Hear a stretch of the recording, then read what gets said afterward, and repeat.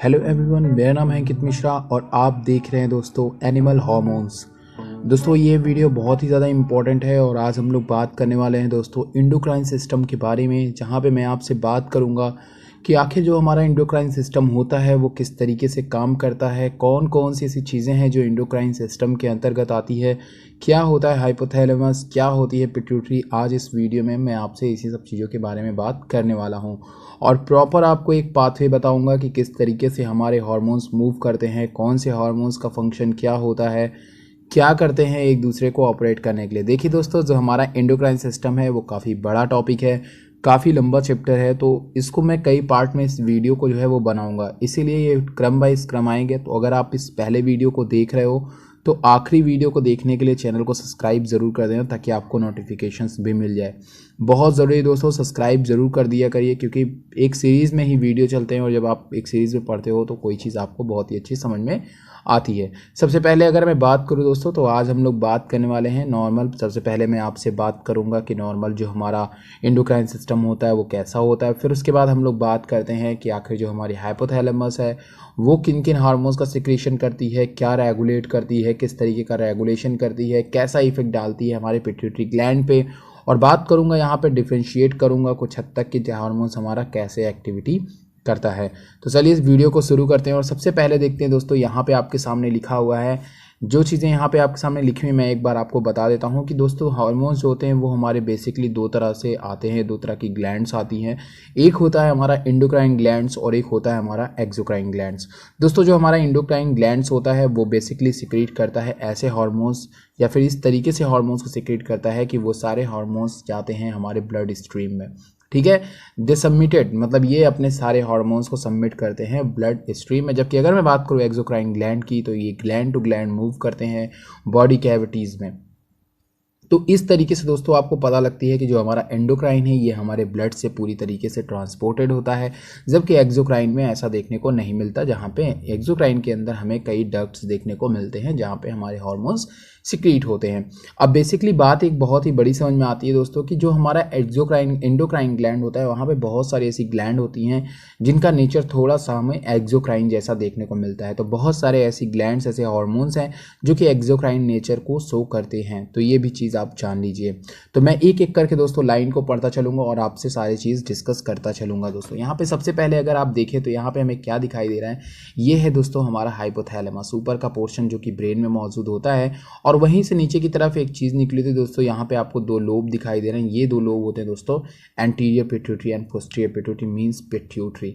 ठीक है, ये पिट्यूटरी बहुत ही इंपॉर्टेंट होते हैं और ये पिट्यूटरी खुद भी कई ऐसे इंपॉर्टेंट हार्मोन सिक्रीट करते हैं जो कि बॉडी में कई तरीके के ग्लैंड को या फिर कई तरीके की एक्टिविटी को प्रभावित करते हैं, अफेक्ट डालते हैं दोस्तों। अगर मैं हाइपोथैलेमस की बात करूं तो दोस्तों जो हाइपोथैलेमस है इसके पास खुद के भी बहुत सारे रिलीजिंग हार्मोन्स होते हैं जो कि अपनी एक्टिविटी करते हैं। जैसे कि दोस्तों इनके पास हाइपोथैलेमस के पास बहुत सारे रिलीजिंग हार्मोन्स हैं जो कि आगे जा करके आप पढ़ोगे।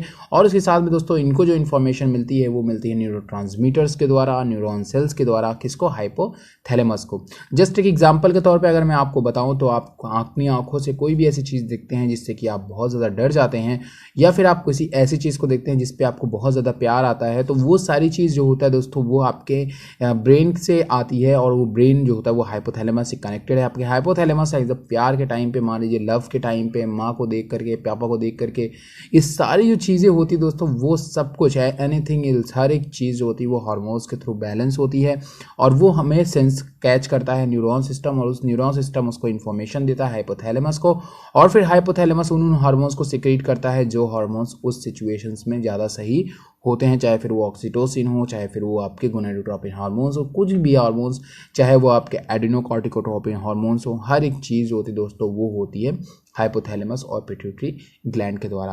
तो यहाँ पे सबसे ऊपर आपको क्या लिखी हुई दिखाई दे रही है दोस्तों, ये जो ऊपर की तरफ है ये है हमारा neuro secretory cells produce ADH and oxytocin, जो कि बेसिकली किस रीजन पे जा रहा है? पोस्टीरियर रीजन की तरफ जा रहा है। तो ये पोस्टीरियर रीजन को बैलेंस करते हैं जो हमारे न्यूरो सिक्रेटरी सेल होते हैं, और दूसरी तरफ जो दोस्तों वो होते हैं हमारे neuro secretory cells produce hypothalamic releasing hormones. ये बहुत सारे रिलीजिंग हार्मोन्स को सिक्रेट करते हैं जिनका काम होता है स्टिमुलेट करना या फिर इनहिबिट करना, बहुत सारे हार्मोन्स को स्टिमुलेट करना या फिर इनहिबिट करना। जैसे कि यहाँ पे गोनाडोट्रोपिन है, थायराइड है, तो इनके हार्मोन्स को क्या करती हैं? रेगुलेट करती हैं, या तो इनहिबिट करती हैं या तो फिर उनको स्टिमुलेट करती है। तो मेन बेसिक हाइपोथैलेमस का काम होता है किसी भी हार्मोन्स को सिक्रीट करवाना, स्टिमुलेट करना एक्टिविटी को, या फिर उसको इनहिबिट करना।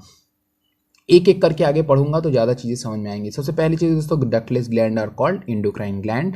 दे secrete hormones directly into blood stream. जैसा कि मैंने आपको कहा कि जो हमारा डक्टलेस ग्लैंड होती है वो एंडोक्राइन ग्लैंड के अंदर हार्मोन्स को सिक्रीट करती है डायरेक्टली इनटू ब्लड स्ट्रीम। किसमें? ब्लड स्ट्रीम में, for distribution through out the body, ताकि बॉडी में पूरे हार्मोन्स का अच्छी तरह से डिस्ट्रीब्यूशन हो पाए, क्योंकि ब्लड ही एक ऐसी चीज़ होती है जो कि बॉडी में हर पार्ट में मूव कर सकती है, जो कि आपको जानना बेहद इंपॉर्टेंट है। अगर मैं बात करूँ, they can be contrasted with exocrine gland. अगर मैं बात करूँ, कई दफ़े ये जो होती है वो एक्सोक्राइन ग्लैंड से भी जुड़ी होती हैं, which have duct and secrete product into the duct for transport of the body cavity. दोस्तों अगर मैं बात करूँ एक्सोक्राइन ग्लैंड की, तो जो एक्सोक्राइन ग्लैंड होती हैं दोस्तों, उनके पास क्रेड होता है, वो अपने जो हार्मोन्स होते हैं उनको डक्ट्स में सिक्रीट करती हैं, और इस तरीके से वो बॉडी में डक्ट टू डक्ट जो होती है बॉडी में ट्रांसपोर्ट करती हैं बॉडी के डिफरेंट कैविटीज़ में। लाइक सलाइवा की अगर मैं बात करूँ, सैलिवरी ग्लैंड जो होती है वो हमारा एक एक्सोक्राइन ग्लैंड का एग्जाम्पल मानी जाती है।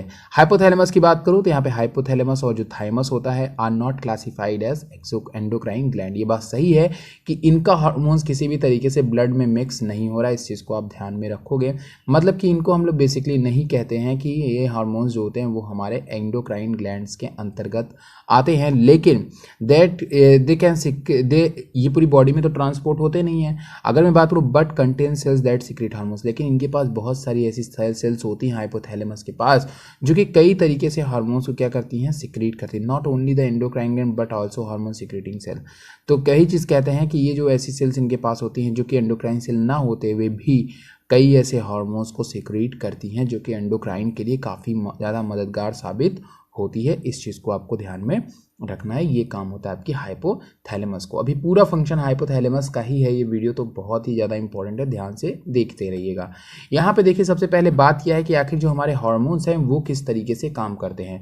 दोस्तों आपको मैंने हमेशा बताया है और हर बार बताया है कि हार्मोन्स हो चाहे किसी भी तरीके का सिग्नल मॉलिक्यूल्स हो, उसका मेन जो रिजल्ट होता है वो होता है हमारे डीएनए में। ठीक है, ये कहीं से कुछ भी इंफॉर्मेशन आती है, ये इसको कैप्चर करता है और कैप्चर करने के बाद इस इंफॉर्मेशन को देता है हमें आरएनए तक पहुंचाना होता है। इसी आरएनए तक पहुंचाने के लिए वहाँ पे सेल के अंदर सेकेंडरी मैसेंजर होगा। ध्यान देना, ऊपर की तरफ रिसेप्टर्स होते हैं जो कि पहले इनको एक्सेप्ट करते हैं, जो हमारे सिग्नल मॉलिक्यूल्स होते हैं। सिग्नल मॉलिक्यूल क्या हो सकते हैं? हार्मोन्स के सिग्नल मॉलिक्यूल को एक्सेप्ट करते हैं और फिर बहुत सारे फैक्टर जो कि सेकेंडरी मैसेंजर अंदर होता है उसको एक्टिवेट करते हैं, और जब ये एंजाइम एक्टिवेट हो जाता है दोस्तों, तब ये एंजाइम जाता है एक्टिविटी करवाता है हमारे डीएनए पे कि भाई अब ट्रांसक्रिप्शन स्टार्ट करो, प्रोटीन वगैरह बनाना शुरू करो। तो इस तरीके से हार्मोन्स पहले ऊपर से एक्सेप्ट किया जाता है, फिर अंदर कुछ ऐसे फैक्टर्स होते हैं जो अलग अलग तरीके के लिए अलग अलग फैक्टर्स होते हैं। उसके बाद दोस्तों यहाँ पे सेकेंडरी मैसेंजर जैसे ही एक्टिवेट होता है, ये जा करके ट्रांसक्रिप्शन फैक्टर बढ़ावा दे भैया बॉडी, अब आपको प्रोटीन बनानी है, और आपको पता है प्रोटीन ही बॉडी के हर एक ग्रोथ डेवलपमेंट में ज़रूरी होता है, एक्टिविटीज़ में ज़रूरी होता है। तो hormones are chemical messenger, hormones एक केमिकल मैसेंजर होता है, सिग्नल मॉलिक्यूल्स होता है। Hormones are endocrine signal molecules release by cells, और ये किसी भी सेल से रिलीज होते हैं। किस तरीके की सेल से? Endocrine gland into blood. और कहाँ पे सिक्रीट होते हैं? ब्लड में। अब आपको पता है जब ये ब्लड के थ्रू कहीं पे भी ट्रांसपोर्ट होते हैं तो ब्लड ही के थ्रू ये किसी भी टारगेट ऑर्गन में पहुंचते हैं। मान लीजिए कि कोई भी चीज़ है, मान लीजिए हमारा है एग और स्पर्म का डेवलपमेंट होना है, तो एग और स्पर्म का डेवलपमेंट गोनाडोट्रोपिक जो हार्मोन्स है या फिर जो हमारे जो ऐसे हार्मोन्स हैं जो कि बेसिकली बनाने का काम करेंगे, फॉलिकल सेल्स को बनाने का काम करेंगे, ठीक है ना, या फिर स्पर्म सेल्स को बनाने का काम करेंगे, उनके हार्मोन्स का सिक्रेशन ऊपर से हो रहा है, बॉडी के टॉप पार्ट से हो रहा है, और जाना है कहाँ पे? बॉडी के नीचे वाले पार्ट में जाना है उन हार्मोन्स को। तो वो किसके थ्रू ट्रांसपोर्ट होता है?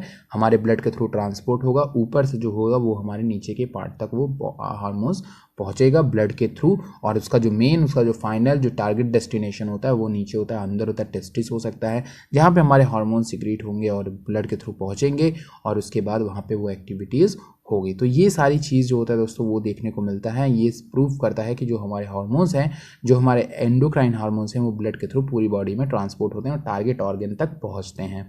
Heterogeneous and derive from diverse precursor, जो हमारे हार्मोन्स हैं वो बेसिकली बनते हैं अमीनो एसिड, कोलेस्ट्रॉल और फॉस्फोलिपिड्स। ये मेन इसके प्रिकर्सर्स मॉलिक्यूल्स हैं जो कि आपको ध्यान में रखना है। Chemically divided in 2 groups. अगर मैं हार्मोन्स की बात करूं या एनिमल हार्मोन्स की बात करूं, ह्यूमन हार्मोन्स की बात करूं, तो इनको बेसिकली हमने 2 ग्रुप में डिवाइड किया हुआ है। एक है दोस्तों हमारा लिपिड सॉल्यूबल हार्मोन्स। क्या है? लिपिड सॉल्यूबल, जो कि लिपिड के साथ में सॉल्यूबल होते हैं। ऐसे हार्मोन्स की अगर मैं बात करूं, the lipid soluble hormones include steroid hormones. Important है, ध्यान रखिएगा। स्टीरॉयड हार्मोन्स जो होता है दोस्तों, इसको हम लोग बेसिकली कहते हैं लिपिड सॉल्यूबल हार्मोन्स। ठीक है, ये होता है हमारे steroid hormones and thyroid hormones. और एक हार्मोन्स हमारा क्या होता है? Thyroid hormones. इन 2 हार्मोन्स को आपको ध्यान में रखना है, steroid hormones and thyroid hormones. ये कैसे हार्मोन्स होते हैं? लिपिड सॉल्यूबल हार्मोन्स होते हैं। एग्जाम में पूछ सकता है। वाटर सॉल्यूबल हार्मोन्स की बात करें तो water soluble hormones include amine hormones. ठीक है, जितने भी हमारे एमीन्स हार्मोन्स होते हैं वो सारे के सारे हमारे वाटर सॉल्यूबल हार्मोन्स होते हैं। जैसे कि और इसमें जैसे पेप्टाइड हार्मोन्स है वो भी वाटर सॉल्यूबल होंगे, और जो प्रोटीनियस हार्मोन्स पॉलीपेप्टाइड हार्मोन्स होंगे वो भी हमारे वाटर सॉल्यूबल हार्मोन्स होते हैं। तो इस सब चीज़ों को आपको ध्यान में रखना है।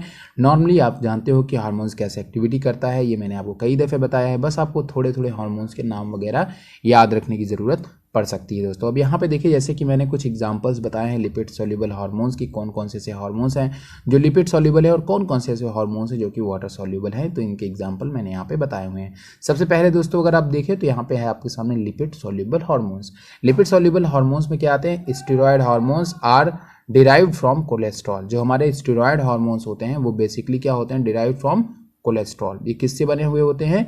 कोलेस्ट्रॉल से बने होते हैं। ध्यान से सुनिएगा, steroid hormones are derived from cholesterol. जो हमारे जितने भी स्टेरॉयड हार्मोन्स हैं वो हमारे कोलेस्ट्रॉल से ही बनते हैं, डिराइव्ड होते हैं। थायराइड हार्मोन्स की अगर मैं बात करूँ तो थायराइड हार्मोन में 2 बेसिकली हार्मोन्स हैं, दैट्स T3 एंड T4। आपको पता है इनको T3 T4 क्यों कहते हैं? क्योंकि जितने भी आयोडीन इनके साथ में जुड़ेंगे, 4 आयोडीन जुड़ते हैं T4 के साथ, इसलिए इनको T4 कहते हैं। T3 के साथ 3 हार्मोन्स जुड़ते हैं, इसलिए इनको T3 कहते हैं। थायराइड हार्मोन्स का जो दोस्तों मैकेनिज्म है उसको मैं आने वाले वीडियोज़ में भी आपसे क्लैरिफाई करूंगा, क्योंकि दोस्तों थायराइड हार्मोन्स न केवल ये सिक्रीट करते हैं बल्कि कि यही केवल इसको बड़ा रेगुलेट नहीं करते हैं, बल्कि थायराइड ग्लैंड जो होती है वो थायराइड हार्मोन सिक्रीट करती है। लेकिन इसके रेगुलेशन का काम ये सब चीज़ें जो हमारे पिट्यूटरी है वो भी करते हैं। तो इस चीज़ को ध्यान रखिएगा, कंफ्यूज मत होइएगा, क्योंकि यहाँ पे बहुत सारी ऐसी चीज़ें हैं जो कि आपको देखने को, जैसे कि यहाँ पे देखिए थायराइड स्टिमुलेटिंग हार्मोन्स। ये हार्मोन्स होते हैं वो थायराइड हार्मोन्स के स्टिमुलेट करेंगे। इस चीज़ को भी ध्यान में रखिएगा कि ये हार्मोन्स को भी रेगुलेशन का काम करते हैं, बहुत सारे जो ग्लैंड हैं वो। अब यहाँ पे क्या है कि यहाँ पे है the benzene ring of thyroxine make TYN lipid soluble. जो बेंजीन रिंग है वो इनको क्या करते हैं? लिपिड सॉल्यूबल बनाने का काम करते हैं। ठीक है, आगे कहते हैं कि यहाँ पे देखिए असेंजर बाय अटैचिंग आयोडीन ब्ला ब्ला ब्ला ब्ला ब्ला, यही चीज़ें हैं। इसको कोई इतना खास ख्याल नहीं रखना है, बस इतनी चीज़ें मैंने आपको बता दी कि किस तरीके से लिपिड सॉल्यूबल होते हैं, कौन कौन से लिपिड सॉल्यूबल हो सकते हैं। वाटर सॉल्यूबल हार्मोन्स की बात करूँ तो बहुत ही इंपॉर्टेंट हार्मोन्स है, इसको भी ध्यान में रखिएगा, इसके भी एग्जाम्पल आपको आने चाहिए। एमीन हार्मोन्स जो होते हैं सिंथेसाइज बाय डीकार्बोक्सिलेशन और modification of certain amino acid.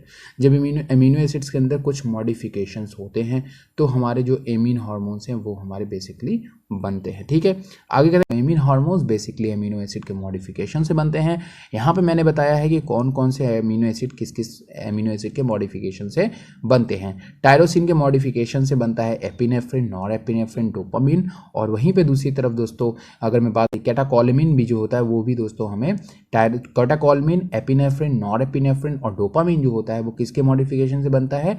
Tyrosine के मॉडिफिकेशन से बनता है, जो कि टायरोसिन क्या है? अमीनो एसिड है। अगर दूसरी तरफ बात करो हिस्टामिन जो होता है वो किससे मॉडिफिकेशन से बनता है दोस्तों? वो बनता है हमें हिस्टडीन के मॉडिफिकेशन से बनता है। कौन बनाता है? मास्ट सेल और प्लेटलेट्स बनाती हैं। सीरोटोनिन और मेलाटोनिन जो है दोस्तों वो बेसिकली हमें ट्रिप्टोफैन अमीनो एसिड के थ्रू बनता है, और ये चीज़ आपको ध्यान में रखनी है। ठीक है ना, तो अमीनो एसिड के मॉडिफिकेशन से वाटर सॉल्युबल हार्मोन्स हमारे बनते हैं। एग्जाम्पल ऑफ पेप्टाइड हार्मोन्स, और कुछ ऐसे हैं जो पेप्टाइड हार्मोन्स के अंतर्गत आते हैं। पेप्टाइड हार्मोन्स के अंतर्गत आने वाले हैं जैसे anti diuretic hormones. Anti diuretic hormones वो हार्मोन्स होते हैं जो हमारे बॉडी में यूरिनेशन और बहुत तरह के ऐसी तरीके के रेगुलेशन को जो है, जैसे कि मान लीजिए यूरिनेशन हो गया, प्रेगनेंसी हो गया, इस तरीके के जो एक्टिविटीज़ में पार्टिसिपेट करते हैं उनको हम कहते हैं anti diuretic hormones and oxytocin. और भी ऐसे हार्मोन्स जैसे oxytocin. Protein hormones include human growth hormones and insulin. बहुत सारे ऐसे हार्मोन हैं जो कि प्रोटीन्स हार्मोन्स होते हैं, प्रोटीन से बनते हैं, और ये हार्मोन्स होते हैं human growth hormones, GRH and insulin. ये हमारे बेसिकली प्रोटीन से बनने वाले हार्मोन्स होते हैं। पेप्टाइड वाले मैंने बता दिया दोस्तों, यहाँ पे ऑक्सीटोसिन, आप इसको ध्यान में रखिएगा। ये बहुत ही ज़्यादा इंपॉर्टेंट है। Several of the protein hormone such as thyroid stimulating hormones, जो कि हमारा भी आपने देखा पिट्यूटरी सीक्रेट कर रही थी, ये भी बेसिकली हमारा प्रोटीन हार्मोन्स होता है। ये इंपॉर्टेंट थे दोस्तों। जितने भी हमारे प्रोटीन और एमिनो एसिड से रिलेटेड हार्मोन्स हैं ये सब के सब वाटर में सॉल्यूबल होते हैं। इस चीज़ को आपको ध्यान में रखना है, ठीक है। ओके, आगे बढ़ते हैं दोस्तों। यहाँ पे अब आगे हम लोग बात करने वाले हैं आपसे हाइपोथैलेमस के बारे में कि हाइपोथैलेमस क्या होता है, क्योंकि दोस्तों अब यहाँ से उस पाथवे की शुरुआत हो गई है जिस पाथवे को मैं आपको बताना चाह रहा हूँ कि आखिर हार्मोन जो है वो कहाँ से कैसे सिक्रीट होता है और कहाँ पे पहुँचता है। दोस्तों सबसे पहले देखिए दोस्तों, बगल में मैंने एक ब्रेन का पोर्शन लिया है, ये हमारा ब्रेन है। और दोस्तों यहीं पर ब्रेन में क्या होता है, इस वाले पोर्शन में यहाँ पे अगर आप देखोगे तो इसी वाले पोर्शन में जहाँ पे हमारा ये पूरे डायसेफेलॉन है, डायसेफेलॉन के इस पोर्शन में दोस्तों क्या होता है हमारा, देखिए इसी पोर्शन में हमारा क्या होता है, फोर ब्रेन के पास में ही क्या होता है हमारा hypothalamus, is the fore brain. अब यहीं से इसी में क्या होता है दोस्तों, हमारा हाइपोथैलेमस होता है, ठीक है। ये क्या है, hypothalamus it is located at base of the diencephalon, base of the diencephalon of forebrain and considered as neuro endocrine structure. और यहीं पे ये पूरा एक न्यूरोकाइन स्ट्रक्चर बनता है, जो कि यहाँ से अगर मैं जूम करूँ तो इसी के नीचे हमारा पिट्यूटरी ऐसे होता है, ठीक है ना।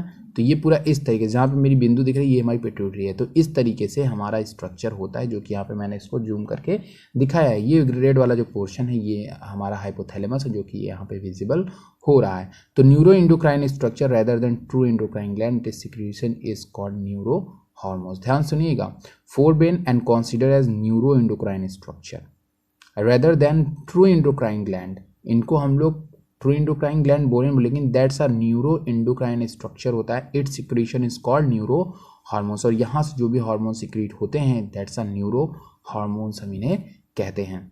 Originated in the hypothalamic neurons reach to the pituitary gland. और ये हार्मोन्स कहाँ से निकलते हैं, रिलीज होते हैं हाइपोथैलेमस से और पहुँच जाते हैं पिट्यूटरी ग्लैंड के पास, मतलब यहाँ पे।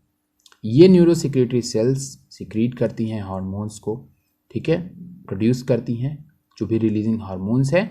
और ये रिलीजिंग हार्मोन्स कहाँ पहुँचते हैं, पिट्यूटरी ग्लैंड पे पहुँचते हैं। मतलब ये जब ऐसे हार्मोन सिक्रेट करते हैं करेंगे कि भाई तुम जाओ, तुम एक रिलीजिंग हार्मोन्स हो जो कि ग्रोथ रिलीजिंग हार्मोन्स हो, तुम ग्रोथ हार्मोन्स को सिक्रीशन को बढ़ावा दोगे। तुम थायराइड स्टिमुलेटिंग हार्मोन्स हो, रिलीजिंग फैक्टर हो, तुम इसको बढ़ावा दोगे। तुम ऑक्सीटोसिन के रिलीजिंग फैक्टर, तुम ऑक्सीटोसिन को बढ़ावा दोगे। कहने का मतलब ये है कि ये बेसिकली क्या होता है, न्यूरो सिक्रेटरी सेल होते हैं हमारे, ठीक है। यहाँ पे हमारी न्यूरो सिक्रेटरी सेल्स होती हैं, जैसा कि पहले ही बताया कि ग्लैंड नहीं, यहाँ पे न्यूरो सिक्रेटरी सेल होती हैं। और ये सेल क्या करती हैं, ये बेसिकली हमें यहाँ से कुछ ऐसे हार्मोन सिक्रेट करती हैं जो कि पिट्यूटरी ग्लैंड को आदेश देती हैं, एक तरीके से इनको इन्फॉर्मेशन देती हैं कि आपको कौन से हार्मोन्स को बढ़ाना है और कौन से हार्मोन्स के सिक्रीशन को आपको कम करना है। तो ये फंक्शन जो है ये करने का काम बेसिकली हमारे ये हाइपोथैलेमस और ये सभी चीज़ें करती हैं, जो कि आपको ध्यान में रखना है। आगे कहते हैं यहाँ पे है ordinary form hypothalamic and neurons reach to pituitary gland through the portal circulatory system and regulate the function of the anterior pituitary. और यही क्या करती हैं, यही पोर्टल सिस्टम के द्वारा आती हैं और यही रेगुलेट करने के लिए कहती हैं, यही रेगुलेट करती है हमारे एंटीरियर पिट्यूटरी को। ध्यान समझ में आ गई मेरा? फिर से मैं एक बार बता दे रहा हूँ आपको, यही जो हमारी न्यूरो सिक्रेटरी सेल होती है ये कुछ ऐसे रिलीजिंग फैक्टर रिलीज करती हैं, रिलीजिंग फैक्टर रिलीज करती हैं जो कि हमारे एंटीरियर पिट्यूटरी में मौजूद हार्मोन्स के सिक्रीशन को प्रभावित करती हैं। Regulate the function of anterior pituitary. The posterior pituitary is under the direct neural regulation. जबकि जो मैंने अभी ऑक्सीटोसिन आपको बताया ये डायरेक्ट रेगुलेशन सिस्टम के अंतर्गत आएंगी, इनका हाइपोथैलेमस से नहीं है। अगर जो भी हमारी ये न्यूरो सिक्रेटरी सेल बोलेगी, कहेगी, न्यूरॉन सिस्टम कहेंगी, वही यहाँ पे हमारी बनेगी। जब बोलेगी न्यूरॉन सिस्टम, जब भी हमारी न्यूरल सेल्स बोलेंगी, जब भी हमारे कोई भी न्यूरल रेगुलेशन होगा, जैसा हमारी नर्वस सेल चाहेगी वैसी तरीके के यहाँ पे सिक्रीशन हमें देखने को मिलता है, ठीक है। और ये भी neural regulation of the hypothalamus, ये किसके अंदर, neural regulation of the hypothalamus के अंतर्गत ये भी चीज़ें आती हैं। तो हाइपोथैलेमस के पास दो तरह की डिफरेंट सेल्स होती हैं, जहाँ पे हमें एक न्यूरो सिक्रेटरी सेल देखने को मिलती है जो कि एडीएच और ऑक्सीटोसिन सिक्रेट करती है, जबकि दूसरी न्यूरो सिक्रेटरी सेल जो होती है दोस्तों वो हाइपोथैलेमस रिलीजिंग फैक्टर और इनहिबिटिंग हार्मोन्स के हार्मोन्स को बढ़ावा देती हैं, ठीक है। इस तरीके की चीज़ों को आप ध्यान में रखेंगे। These hormones are called releasing hormones which stimulate secretion of pituitary hormones. ऐसे हार्मोन्स जो कि पिट्यूटरी हार्मोन्स के सिक्रीशन को बढ़ावा दे रहे हैं, दैट्स आर स्टिमुलेट कर रहे हैं, that's are releasing hormones. Releasing hormones हमेशा एंटीरियर पिट्यूटरी को क्या करेंगे, बढ़ावा देंगे। जबकि दूसरी तरफ अगर बात करें और इनहिबिटिंग हार्मोन्स, और साथ में बढ़ावा देने के साथ में ये इसके फंक्शन को इनहिबिट भी करेंगे, which inhibit secretion of pituitary gland. Inhibiting hormones किसको कहेंगे, बहुत सारे ऐसे हार्मोन्स हैं, जैसे कि मान लो कि अगर मैं बात करूँ इनहिबिट करते हैं, जैसे सोमैटोस्टैटिन, ये एक हार्मोन है जो कि यहाँ पे फंक्शंस को क्या कर देगा, इनहिबिट कर देगा। तो बहुत सारे ऐसे इनहिबिटरी हार्मोन्स भी होते हैं जो कि एग्जांपल में हैं। अब यहाँ पे मैंने कुछ हार्मोन्स हैं जो कि हमारे पाए जाते हैं हाइपोथैलेमस में, वो है, और उनका नेचर कैसा है और साथ में उनका रोल क्या है, इस चार्ट में मैंने ये चीज़ मेंशन की हुई है। सबसे पहले आप देखो hormones, thyrotropin releasing hormones TRH, जो कि किस तरीके का हार्मोन से कौन सिक्रीट करेगा, हाइपोथैलेमस करेगा, नो डाउट। और इसका नेचर कैसा होता है, ये एक तरह का पेप्टाइड हार्मोन्स है। इसका काम क्या होता है, इसका काम होता है पिट्यूटरी ग्लैंड में जो थायराइड स्टिमुलेटिंग हार्मोन्स होता है, जो कि आगे जाकर के थायराइड ग्लैंड्स को सूचना देगा, उसको स्टिमुलेट करते हैं। थायराइड स्टिमुलेटिंग हार्मोन्स को सिक्रीट करते हैं, उसको सिक्रीट करने के लिए प्रेरित करने वाले हार्मोन्स को सिक्रीट करते हैं। मतलब ये जो रिलीजिंग फैक्टर है, ये जाएगा एंटीरियर पिट्यूटरी में और वहाँ पे बताएगा कि भाई अब तुम थायराइड स्टिमुलेटिंग हार्मोन्स को सिक्रीट करो, तो वो सिक्रीट करना शुरू कर देगा। मतलब ये एक फैक्टर है, ये फैक्टर जब तक नहीं जाएगा हमारे पिट्यूटरी ग्लैंड में, तब तक वो हार्मोन सिक्रीट नहीं होगा। And prolactin by anterior pituitary, TRH travel hypothalamus to pituitary. जो TRH है, मतलब जो थायराइड रिलीजिंग हार्मोन्स है, ये हमारा हाइपोथैलेमस से पिट्यूटरी तक जाता है। Gonado releasing hormones GnRH, gonadotropin releasing hormones, peptide hormones होता है, और ये क्या करता है, फॉलिकल स्टिमुलेटिंग सेल, जो मैंने बताया नहीं, एग और हमारे स्पर्म का डेवलपमेंट, उसके डेवलपमेंट करने वाले जितने भी हार्मोन्स हैं, उसके सिक्रीशन को बढ़ावा कौन देता है, गोनाडोट्रोपिन बढ़ावा देता है।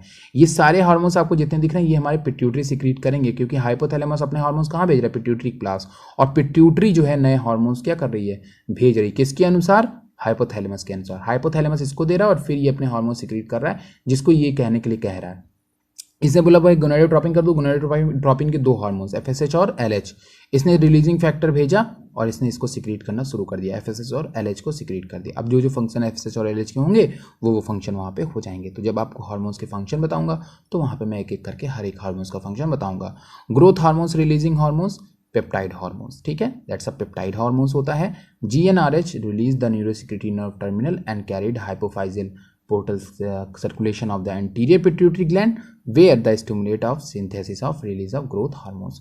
जब हम ग्रोथ हार्मोन्स को रिलीज करेंगे, पेप्टाइड हार्मोन्स को ग्रोथ हार्मोन्स रिलीज, तो यहाँ पे हमारे ग्रोथ हार्मोन्स ही रिलीज होंगे, ठीक है। इस चीज़ को भी ध्यान में हमें रखना है। पिट्यूटरी ग्लैंड एंटीरियर पिट्यूटरी के द्वारा ही ये भी सिक्रीट होंगे, जो कि आपको भी पिछले डायग्राम में दिखने को मिल रहा है, ठीक है ना, ये रहा, ठीक, सॉरी, हाँ, ठीक है। तो यहाँ पे हमें इस सब चीज़ों को ध्यान में रखना है दोस्तों, कि जो हमारे ग्रोथ हार्मोन्स हैं वो भी क्या होंगे, यहाँ से रिलीज होंगे, इस सब चीज़ों को ध्यान में रखना है। आगे कहते हैं यहाँ पे देखिए, ग्रोथ हार्मोन्स इनहिबिटिंग हार्मोन्स। अब बहुत सारी जो हमें GH है, इसको इनहिबिट करने वाले भी हार्मोन्स होते हैं, वो हाइपोथैलेमस रिलीज करता है। पहले तो इसको रिलीज कर दिया, जब उसकी पूर्ति हो गई तब कुछ ऐसे हाइपोथैलेमस रिलीज करता है हार्मोन्स, जो कि इस ग्रोथ हार्मोन्स की एक्टिविटी को रोक देगा। वो हार्मोन्स जब वो इस तरीके के फैक्टर को करता है तो इसको बोलते हैं इनहिबिटिंग फैक्टर या फिर इनहिबिटिंग हार्मोन्स। और दो हार्मोन सिक्रीट करता है फंक्शन को रोकने के लिए। एक इनहिबिटिंग हार्मोन्स होता है सोमैटोस्टैटिन 14 और एक होता है सोमैटोस्टिन 28। 14 वाला जो है ये हमारे हाइपोथैलेमस और एंडोक्राइन पैंक्रियाज के लिए होता है, और सोमैटोस्टैटिन जो होता है दोस्तों वो इंटेस्टाइन में ग्रोथ हार्मोन्स को कंट्रोल करने का काम करता है। Inhibit the release of growth hormones GH, thyroid stimulating hormones TSH, ये बहुत सारे हार्मोन्स के सिक्रीशन को और भी कंट्रोल करते हैं, जैसे GH है, TSH है, और गैस्ट्रोइंटेस्टाइनल हार्मोन्स है, पैनक्रियाटिक हार्मोन्स है, इंसुलिन है और ग्लूकागॉन है, इनके फंक्शंस को सप्रेस भी करता है। ध्यान में इस चीज़ को रखिएगा। ये जितनी चीज़ें मैं बता रहा हूँ इस चार्ट को याद करिएगा। कॉर्टिकोट्रोपिन रिलीजिंग हार्मोन CRH होता है दोस्तों, ये एक तरह का पॉलीपेप्टाइड हार्मोन्स है, इंपॉर्टेंट है, अंडरलाइन कर लेना। पॉलीपेप्टाइड हार्मोन्स होता है। कॉर्टिकोट्रोपिन रिलीजिंग हार्मोन्स CRH या कॉर्टिकोलिबेरिन बोलते हैं इसको, stimulate secretion of ACTH from pituitary. Pituitary gland में पाई जाने वाली ACTH एडिनोकॉर्टिकोट्रोपिक हार्मोन्स जो होती है उसके सिक्रीशन को स्टिमुलेट करती हैं। ये इस हार्मोन्स के सिक्रीशन को ये स्टिमुलेट करती हैं, इस चीज़ को ध्यान रखना।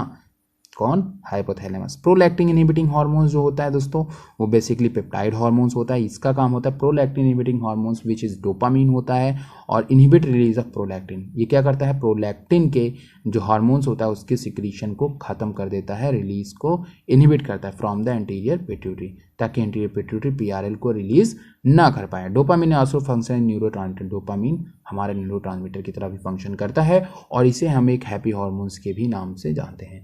आशा दोस्तों आपको ये वीडियो पसंद है, पसंद है तो लाइक करिएगा, शेयर करिएगा और चैनल को दोस्तों सब्सक्राइब कर लीजिएगा, क्योंकि नेक्स्ट हार्मोन्स में मैं आपसे मिलूंगा एंटीरियर पिट्यूटरी या फिर पिट्यूटरी ग्लैंड के हार्मोन्स के बारे में, जो कि बहुत ही इंपॉर्टेंट वीडियो होगा। उसमें भी आपको चार्ट देखने को मिलेगा, उसमें भी आपको अच्छी अच्छी डायग्राम, एनिमेटेड डायग्राम देखने को मिलेंगे। आशा आपको वीडियो पसंद लाइक करिएगा, शेयर करिएगा और सब्सक्राइब कर लीजिएगा दोस्तों, लाइक जरूर कर दीजिएगा। Thank you very much.